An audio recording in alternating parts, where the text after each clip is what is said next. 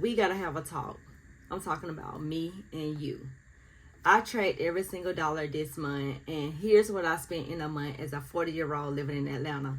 Let's get right into it. So for those that may be new over here, my name is Nikki. I budget by categories. I do what is called a cashless budgeting system. And basically the same thing that you do with cash envelopes, I do that with checkings and savings accounts. And then I use my budget workbook and my budget spreadsheet to actually keep me organized to see exactly how much I am spending in each one of my categories. So I'm going to be listing out all 7 of my categories and telling you exactly how much I spent this month. And I'm gonna be transparent. I'm gonna be honest. I've already told y'all your girl eat up a budget, and we gotta get under control. We gotta get under control with all of this spending, and you will see why. Let's start off with my savings. So this is my monthly budget right here. I write everything down before the month even begins, what I plan on spending, and then as I start spending money, I start writing down the actual numbers. So for savings, I have 3 different categories up under the savings category, or 3 different expenses up under the savings category. Which retirement, I budget $217.52. But I actually ended up putting in $221.22 in retirement. The reason for that, because that is automatically taken out of my paycheck. I have no control over that. Anytime that I get a raise or my pay go up, then the more money is actually put into retirement. So that's the reason for that. I told y'all on my last check that I got a raise for being at the job a little bit longer. The next category, or the next expense, is my investing. Now, I budget $227.58 for investing, and I invest $230.11, the same as retirement, or not really the same, but I have my investment coming out of my paycheck automatically. I put 3% of my paycheck in investing, and then my job do 1%. I can put up to 10%, and my company will match up to 5%. I dropped it from 7% to 5% because this year I said I wanted to focus on paying off my collection account and paying off my credit card so that I can maximize the amount of money that I have coming in. So that's why I'm only just investing the bare minimum instead of completely stopping the savings.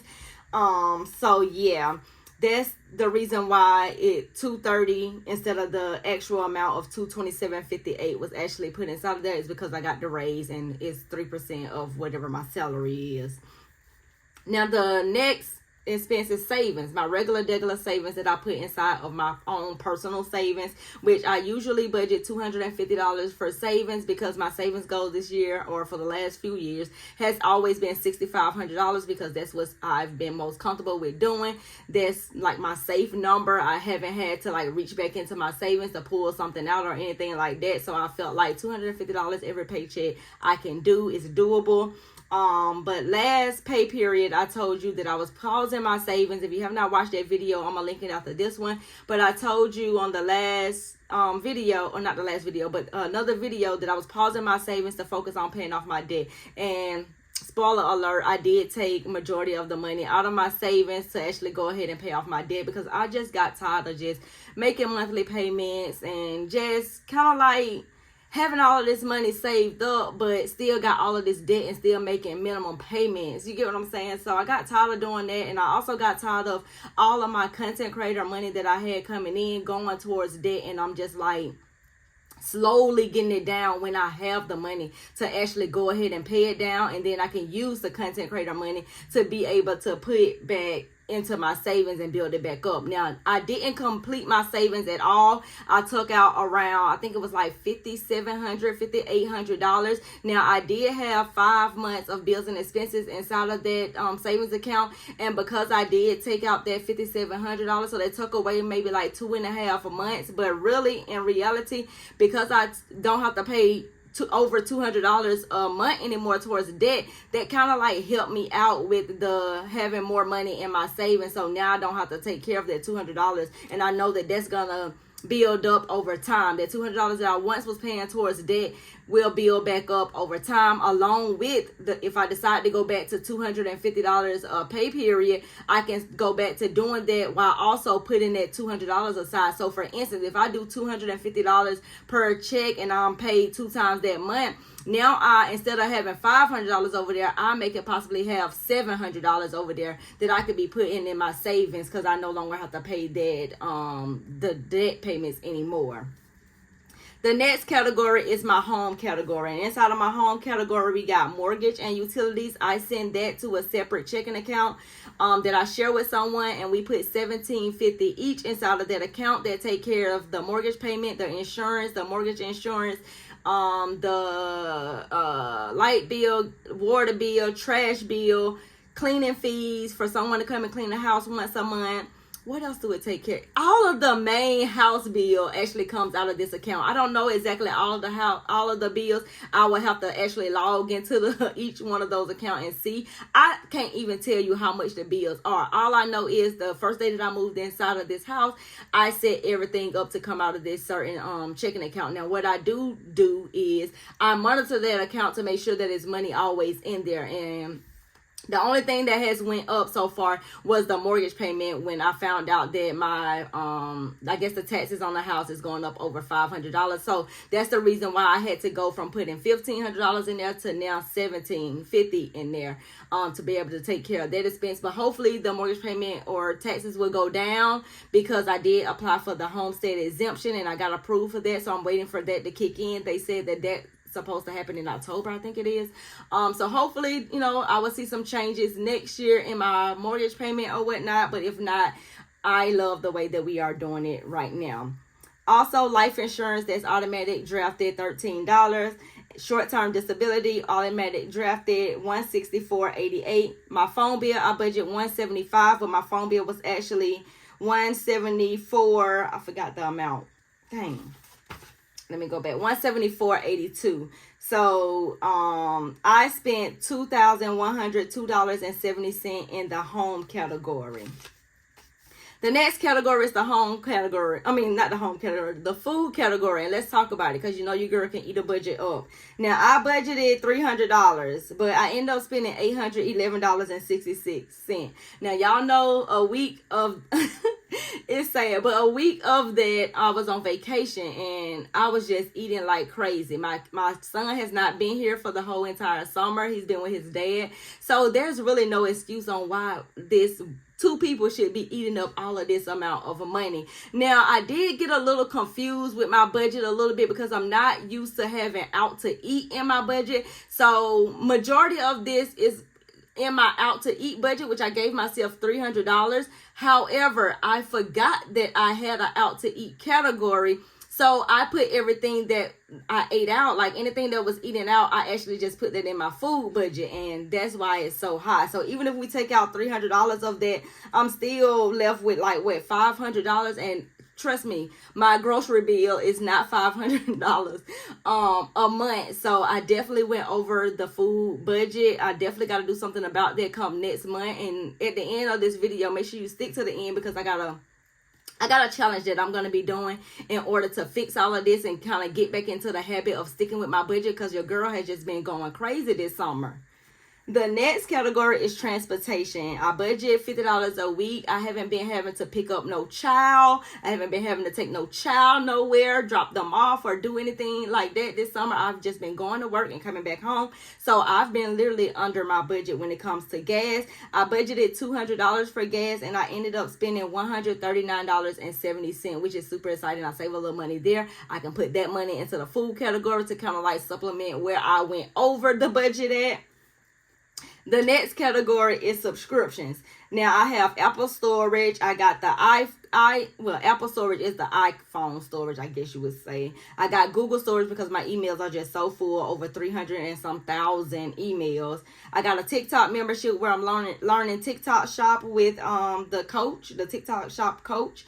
I have CapCut membership, which I've just switched CapCut to my content creator card. I don't know why Did I switch it to my content credit card? I'm not exactly sure if I switched it to my content credit card, but I had it once coming off my content credit card.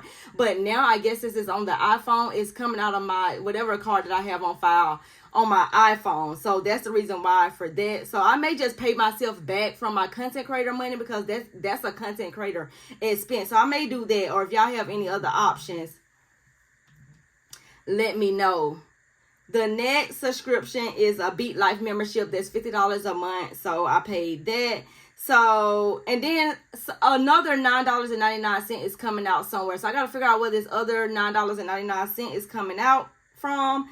So this month in subscriptions, I spent $98.48, which I budget $87.96. So I got to figure out that other $9.99 where that's coming from. The next category is debt. And let's talk about it, you guys. So I have a Discover credit card. I have a collection account. I have the Merit credit card. And then I have a Navy Federal and Home Depot card that I share with someone that I'm an authorized user on. Or not that I'm an authorized user on. They are authorized user on it. So for my Discover credit card, the minimum payment was $106.64. And I was using that card, you know, making transactions on some of these purchases or whatever. And anytime that the bill is due, I just go ahead and put back what I spent. So I had to send an additional $600 over there on top of the $106.64. So that actually came out of my money, which totaled up to $706.64 that I actually spent on the Discover credit card. Now, when it comes to the Discover credit card, or just this past Saturday, I looked at all of my debt and I was like, you know what? I'm just sick and tired of it. I don't want to make another $100 payment on this. I don't want to make another $115 payment on the collection account, because I also did pay $115 on the collection account as well, while also still sending $200 from my content creator money that I had got on the 12th to the collection account. The balance didn't even clear or whatever. I think they wait till the end of the month for the balance to clear on the collection account. But I was just getting sick and tired of being sick and tired of just making all of these debt payments. And I just said, you know what? You got all this money sitting over here in this saving account.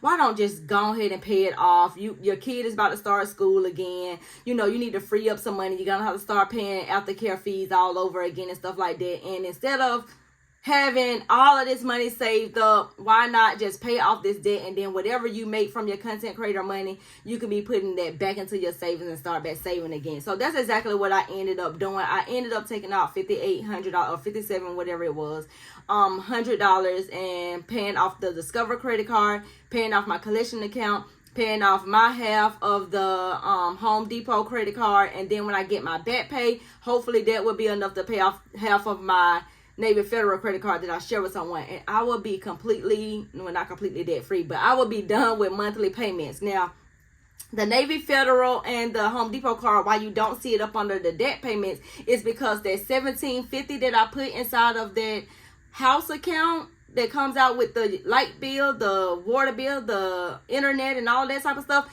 that actually comes out of that. So because we share that card, those bills goes into that joint account, and it actually comes out of that. Everything comes out of that. So that's the reason why y'all probably wonder, like, why is it so high, the $1,750? That's because we got that Navy Federal over there. We got that Home Depot credit card. We pay $150 for someone to clean the house once a month. All of this type of stuff. Anything that's dealing with this house actually get taken care of with that account. So with with that category, I ended up spending $825.64 out of my own money when it comes out of my checking account. Now, I did pay off the Discover credit card, the half of the Home Depot credit card, and the collection account, but I pulled that money out of savings. So yes, it was still money spent, but it wasn't money spent out of the income that I had coming in. It was already money that was saved. Now, the last category is my fun/miscellaneous spending, which I budgeted $700 for that, and I ended up spending $512.17. So even though $200, we could put that back into the food. We could put that back into the food, because it's like it wasn't, you know, I went over in the food category or whatever, and I I stayed below budget in certain other categories. So which always kind of like balances my budget out. But I want to be able to be at the point where all of my categories are staying within the budget. So with that being said, I'm doing a 75 hard challenge. Yes, I am. I'm doing a 75 hard challenge. If you've heard of 75 hard for fitness people, I am doing 75 hard for the personal finance community. So if you are interested in it, I'm going to link my budget bundle down below because it's going to be very helpful. You're not going to need anything else. You're just going to use that and, do your 75 days from that. But I'm going to go over the rules. I have it written out in my phone. I'm actually doing this on TikTok, but I will be sharing my weekly updates over here on YouTube. I'll also be posting shorts on it as well every single day, just, my 75 days of it. But I would check in with you weekly. So we would do the Mondays. I usually do like what I spend in a week or whatever videos. We would do the 75 hard weekly updates, until that series run out. So the 75 hard personal finance edition goes like this. These are the rules, just in case you are interested in joining. Make sure you are following me on TikTok. I have a new budgeting TikTok page just for my budgeting community, because I know a lot of people we don't have enough money to buy clothes. We don't care about looking cute at this moment. Like, I'm trying to get out this debt. I'm trying to save some money. I'm trying to find me a side hustle. All those type of things. That's for this community. I have a strict page just for that. I don't post anything regarding fashion. I don't even look cute over there if I do say so myself. I just wear like regular clothing, no names on it at all, just the athleisure wear that I normally wear on these videos. So I just wear that over there so nobody won't have to ask me about an outfit over there. But here are the rules. The very first rule is to track every dollar you spend. That's going to be very, very, very important when it comes to any type of budget, any type of personal finance. You need to be tracking what you are spending. You need to log all expenses using my budget workbook or the budget spreadsheet, whichever you prefer. Some people are paper and pen girls. Some people are, digital girls or typing girls and stuff like that. So I wanted to accommodate everybody. The next rule is no unplanned spending. And as you can see, your girl went over. Well, I stayed up under my fun/miscellaneous spending, but I went over my budget on other categories. So no unplanned spending. Only spend money on what's in your pre-approved budget. So if you didn't write it down, or if you didn't say that you was going to spend money on it, you shouldn't be spending money on it. So, and I know mistakes happen. I know things come up and stuff like that, but I'm still going to put in a miscellaneous category in my budget so that I can be on the safe side. But if I say I'm giving myself $100 for miscellaneous items, I don't want to be spending $500 in miscellaneous items. You get what I'm saying? So no unplanned spending. The next rule is 15 minutes of financial education. That's reading a finance book, listening to a podcast, listening to a YouTube video like this video here counts as this video right here counts towards your 15 minutes of financial education. But in any type of education, I think I'm going to be reading the book I would teach you to be rich, because I started it but I didn't implement anything, and I'm going to go back and reread it all over. So that's going to be my 15 minutes of financial education every day during this 75 days. And if you are interested in the book, I will link it down below as well. Next rule is to review your budget daily. Now, this is where I struggle. I don't review my budget daily, but I check in with my budget weekly. And that's where I feel like I be messing up at. That's where I feel like I don't, that's how I go over my budget. Because if you was looking at it every single day, you would have known that, oh girl, you getting close to that number. You better stop spending. Or maybe you need to take money from your hair or something like that and put it into your food budget, and don't just get your hair done and stuff like that. So if I'm just spending every single day, by the time Sunday get here, I may be already over the budget. As you can see, usually I am. So you want to review your budget every single day. You want to open up the budget bundle that you're going to be getting from me. Check out the description box in case you are interested.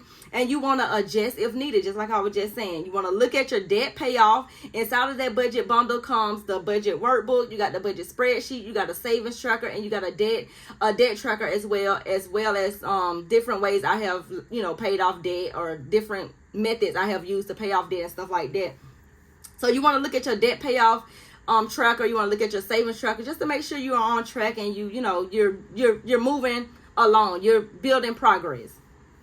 The last and most important rule, which I feel like is going to be the most beneficial to everyone, and it's going to be transformation at the end of the 75 days, is you're going to make one small wealth action. What do that mean? Okay, are you paying off debt? Maybe you want to put $1 in your savings account. Maybe you want to put $5 towards paying off debt. Maybe you want to get a brand deal and you want to send an email to that brand. Maybe you want to resell something. Maybe you want to DoorDash. Maybe you, whatever wealth action you come up with, you need to be making it every single day. Now, it don't have to be the same one every single day. It can be different ones every single day, as long as you are making one small wealth action every single day, and you need to document it. So I don't care if you got to write it down on the savings tracker. I don't care if you got to write it down on the debt tracker. I don't care if you got to journal it. I don't care if you got to put it in the notebook. I don't care if you got to write it on your expense tracker. Whatever you got to do, you need to be writing it down, so that way when you look back at 75 days, you can see that, dang, I paid off X amount of debt,